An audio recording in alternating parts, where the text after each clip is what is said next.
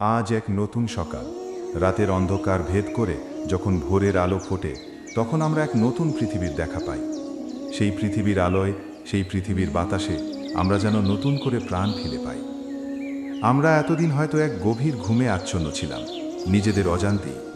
কিন্তু সেই ঘুম ভাঙার পরই আমরা বুঝতে পারি জীবনের আসল রূপটা কেমন।